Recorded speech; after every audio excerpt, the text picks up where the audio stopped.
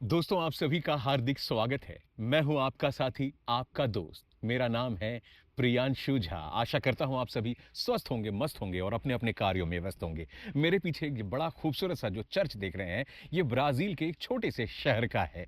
आप सभी को पता होगा कि मैं ब्राज़ील में हूं और लगभग मुझे 1 साल का समय हो चुका है ब्राज़ील में। अब ब्राज़ील में होने के बाद मैं यूट्यूब के इतिहास की एक अनोखी चीज करने जा रहा हूं जो आज तक किसी ने नहीं की। आपको ढेर सारे इन्फ्लुएंसर मिले होंगे, आपको ढेर सारे यूट्यूबर मिले होंगे जो ट्रैवल की वीडियो बनाते हैं, पर आपको मैं बताता हूं असलियत, उस जिंदगी को जीने के लिए। हमारे भारत में बहुत सारे लोग हैं जो ट्रैवल करना चाहते हैं और दूसरे देशों में जाना चाहते हैं, शेंगेन जोन में भी जाना चाहते हैं, पर आज तक किसी भी एजेंट ने, किसी भी यूट्यूबर ने, किसी भी ज्ञानी बाबा ने, एक तो वो कोशिश करते, वो गए बिना अपने घर से ही वीडियो बनाते हैं दूसरे देशों के बारे में, और कुछ लोग ट्रैवल भी करते हैं मगर कभी उन देशों में वो परमानेंट या लंबे समय तक कभी नहीं रहे। अब मुझे यहां ब्राजील से वापस जाने का समय आ चुका है। लगभग मुझे 1 साल हो चुका है। पर जाने से पहले हम वो चीज करने वाले हैं जो किसी ने भी यूट्यूब के इतिहास में नहीं किया। मैंने लगभग 1 साल पहले जब मैं ब्राजील आया था तो मैंने एक वीडियो बनाया था जो कि इंस्टाग्राम पे बहुत वायरल हुआ था। मिलियंस ऑफ व्यू, लगभग 20 मिलियन के आसपास व्यू आए थे उसमें। और उसमें मैंने कहा था कि ब्राजील में 1 साल रहने के बाद पासपोर्ट मिल जाता है। और ब्राजील का पासपोर्ट इतना मजबूत है कि ब्राजील के पासपोर्ट एक तो मर्कासूर में आता ही है, मतलब कि यूरोपियन यूनियन की तरह साउथ अमेरिका के सभी देशों में हम ब्राजील के पासपोर्ट के साथ में कहीं भी ट्रैवल कर सकते हैं। लेकिन जैसे और कहीं भी काम भी कर सकते हैं, लेकिन ब्राजील के पासपोर्ट पे पूरे शेंगेन जोन में वीजा फ्री एंट्री है। मतलब आप फ्रांस जाएं, जर्मनी जाएं, स्विट्जरलैंड जाएं, पोलैंड जाएं और जिस भी पुर्तगाल जाएं, कहीं भी जाने के लिए आपको वीजा नहीं लगता, और यूके जाने के लिए भी वीजा नहीं लगता। वीजा फ्री ट्रैवल मिलता है। तो एक सपना है हम लोगों के लिए। तो यूट्यूब के इतिहास पे हम और आप मिल करके, मेरे 1 साल होने के बाद, हम कोशिश करते हैं ब्राजील की नागरिकता लेने का, ब्राजील के पासपोर्ट को लेने का। थ्योरेटिकली ये तो पॉसिबल है, पर प्रैक्टिकली ये पॉसिबल है या नहीं, आने वाले समय पे इस यूट्यूब चैनल पे आप मेरी जर्नी देखने वाले हैं कि मैं ब्राजील की नागरिकता कैसे अप्लाई करता हूं और कैसे ब्राजील का मजबूत पासपोर्ट लेता हूं, या ले पाता हूं या नहीं। क्या यह बात सच है कि मुझे सच में मिलेगा या नहीं मिलेगा? क्या वाकई 1 साल में मिलेगा या फिर मुझे फिर वाकई 1-2 साल यहां रहना पड़ेगा? कई लोगों ने कहा नहीं 4 साल लगते हैं, कई ने कहा 5 साल लगते हैं, कई ने कहा अप्लाई करने के बाद 1.5 साल 2 साल का वेट करना पड़ता है। तो चलिए हम अप्लाई करते हैं। मेरे पास इतना समय तो नहीं है। हम देखते हैं कि हम जल्दी से ब्राजील की नागरिकता लेकर के पासपोर्ट ले पाते हैं या नहीं। और भी बहुत सारी बातें हैं, जैसा कि बेलारूस में कई यूट्यूबर और ज्ञानी बाबा और बंटी बबली ने कहा कि प्रियांशु झा जो बेलारूस से गए हैं तो उनके ऊपर बेलारूस में क्रिमिनल केस है और उनको देश छोड़ के जाना पड़ा है। तो अगर मैं दूसरे देश की नागरिकता के लिए अप्लाई करता हूं तो मुझे पुलिस क्लियरेंस सर्टिफिकेट की भी जरूरत पड़ेगी, पीसीसी या नो क्रिमिनल रिकॉर्ड की सर्टिफिकेट की जरूरत पड़ेगी, भारत की भी। और पिछले 5 सालों में जितने देशों में मैं रहा हूं उतने सभी देशों के नो क्रिमिनल रिकॉर्ड सर्टिफिकेट की मुझे जरूरत पड़ेगी। यानी कि मुझे भारत के भी क्रिमिनल रिकॉर्ड की सर्टिफिकेट जरूरत पड़ेगी, जिसे पीसीसी कहते हैं भारत में, और बेलारूस में सर्टिफिकेट नी सूदी मस्त, मतलब कि नो क्रिमिनल रिकॉर्ड की भी जरूरत पड़ने वाली है। तो मैं देखूंगा कि मैं ये अप्लाई करूंगा, मैं ये सर्टिफिकेट अप्लाई करूंगा, मुझे मिलेगा नहीं, और आप भी जानेंगे कि क्या वाकई बेलारूस में ऐसा कोई क्रिमिनल रिकॉर्ड है। अगर है तो मुझे वो सर्टिफिकेट ही नहीं मिलेगा। सर्टिफिकेट नहीं मिलेगा तो मैं ब्राजील में नेशनलिटी अप्लाई नहीं कर पाऊंगा।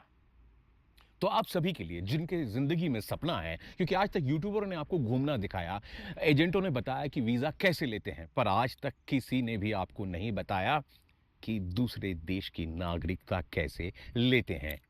और आपका भाई, आपका दोस्त इस चीज को आपको दिखाएगा स्टेप बाय स्टेप और खुद करके। मैं ये वीडियो सिर्फ ज्ञान बांटने के लिए नहीं बना रहा हूं, मैं उस पगडंडी में खुद चलूंगा ताकि वो पगडंडी आपके लिए एक रास्ता बन जाए और आप जान सकें कि 1 साल के बाद ब्राज़ील में पासपोर्ट कैसे लिया जा सकता है और क्या नहीं लिया जा सकता, और दूध का दूध, पानी का पानी भी होने वाला है। सब कुछ आप देखने वाले हैं आने वाले समय में इस वीडियो के द्वारा।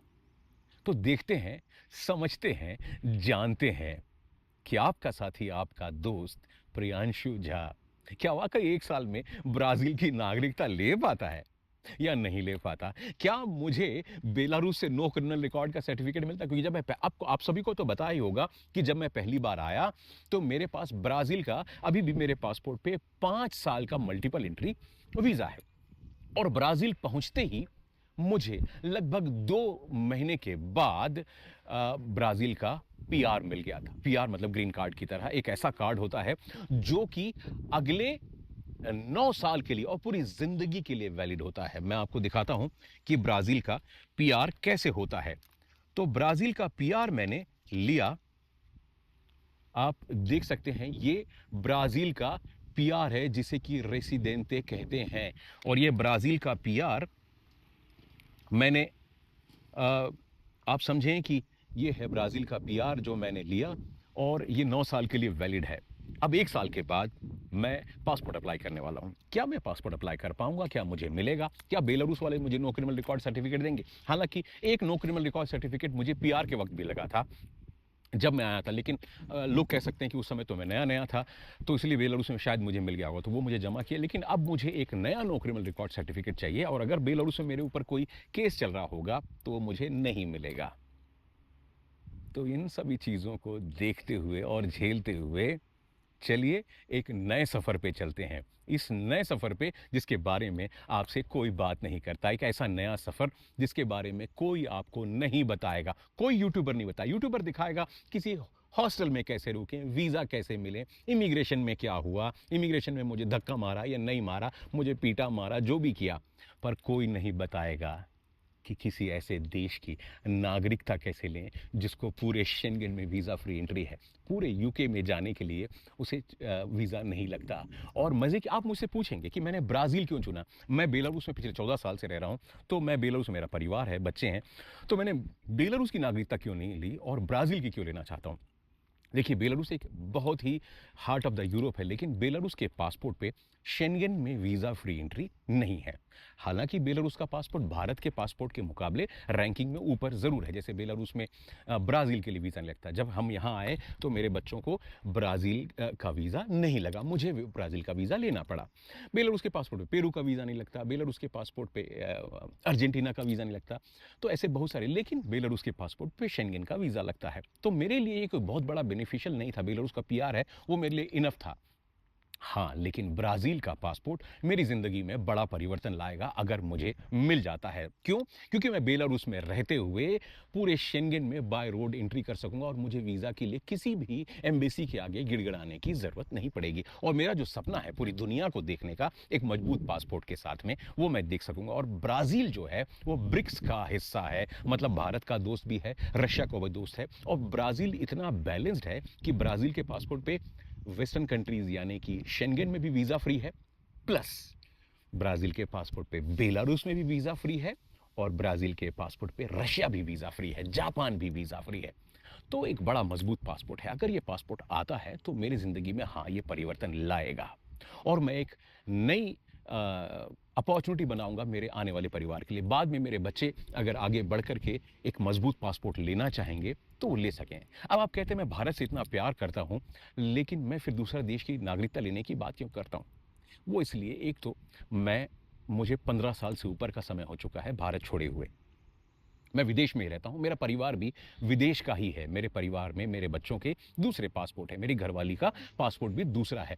तो हमारे लिए मैं वैसे ही बाहर रहता हूँ और मेरी ज़िंदगी अब बाहर रहने की तय हो चुकी है। और आज नहीं तय किया मैंने, आज से 15 साल पहले ही मैंने तय कर लिया था कि मैं विदेश में सेटल होने वाला हूँ, तो मैं विदेश में सेटल हो गया।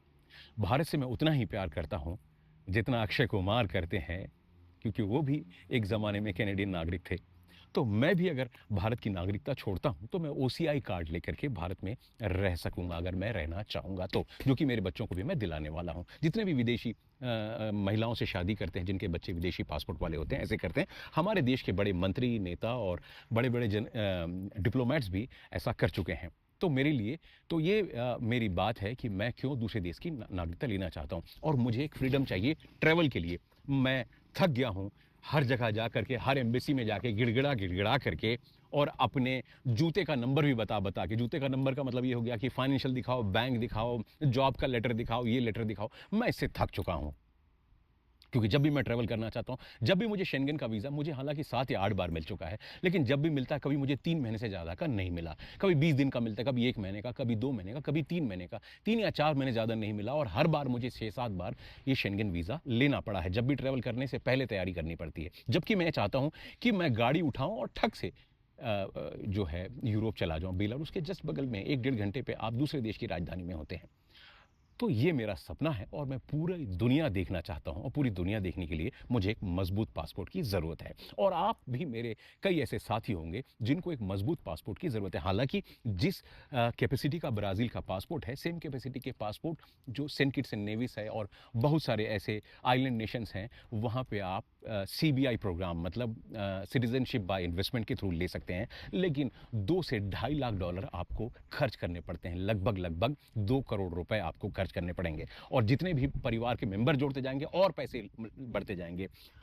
तो 2-3 करोड़ से अच्छा मैंने सोचा मैं अगर ब्राज़ील में 1 साल रह ही चुका हूँ, तो क्या मैं इसको अप्लाई करता हूँ। तो मैं अप्लाई करूँगा, जानूँगा और ये जो होगा इसमें मुझे कोई इतने पैसे लगाने की ज़रूरत नहीं। हाँ, मुझे 1 साल में काफ़ी पैसा खर्च हुआ है, जो कि आपका ना हो इसलिए मैं पूरे रास्ते बताऊँगा। तो मेरे वो साथी जिनका सपना है दूसरे देश की नागरिकता, जिनका सपना है एक मज़बूत पासपोर्ट, उनके साथ इस वीडियो को शेयर कीजिएगा।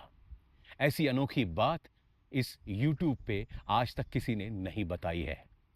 तो बने रहिएगा वीडियो पे आने वाले एपिसोड्स में। देखेंगे मैं क्या ब्राज़ील की नागरिकता ले पाता हूँ। मेरी नागरिकता की यात्रा पूरी हो पाती है या नहीं। मिलेंगे अगले वीडियो में। तब तक के लिए जय हिंद, 10वीं दहानियाँ। चाओ चाओ ब्राज़ील।